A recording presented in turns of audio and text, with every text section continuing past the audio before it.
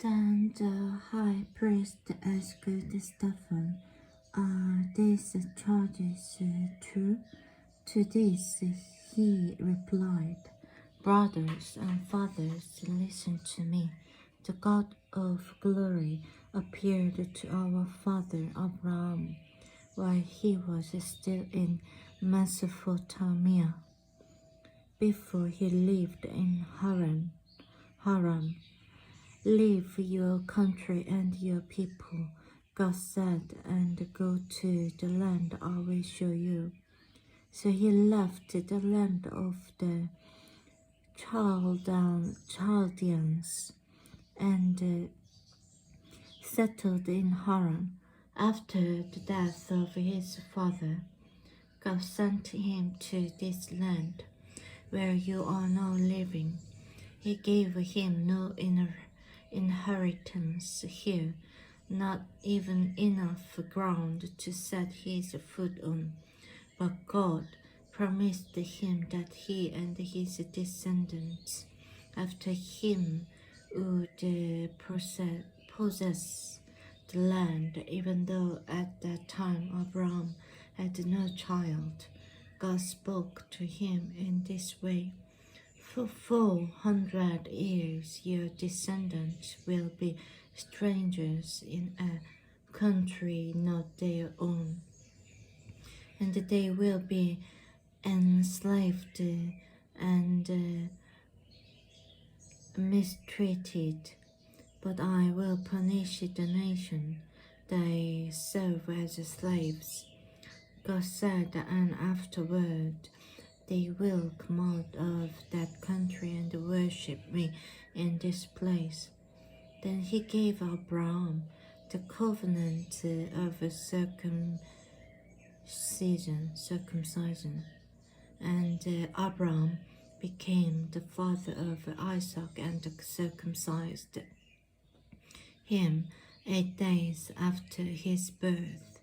Later, Isaac became the father of Jacob, and Jacob became the father of the 12 patriarchs. Because the patriarchs were jealous of Joseph, they sold him as a slave into Egypt. But God was with him and rescued him from all his troubles.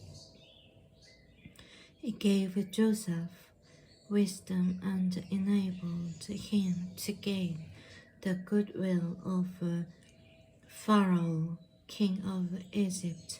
So Pharaoh made him ruler over Egypt and all his palace.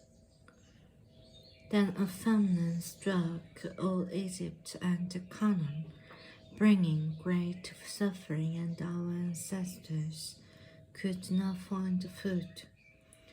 When Jacob heard that there was grain in Egypt, he sent our forefathers on their first visit. On their second visit, Joseph told his brothers who he was, and Pharaoh learned about Joseph's family. After this, Joseph sent for his father Jacob and his whole family, 75 in all.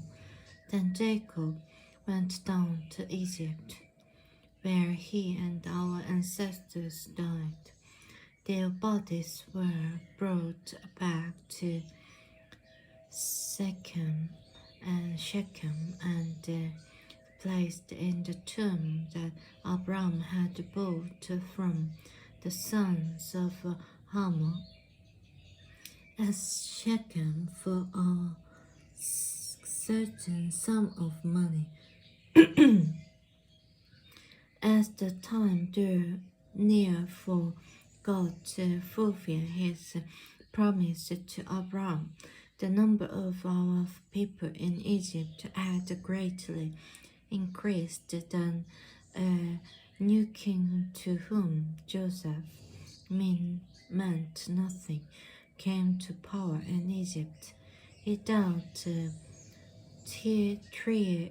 treacherously with our people and oppressed our ancestors by forcing them to throw out their newborn babies so that they would die.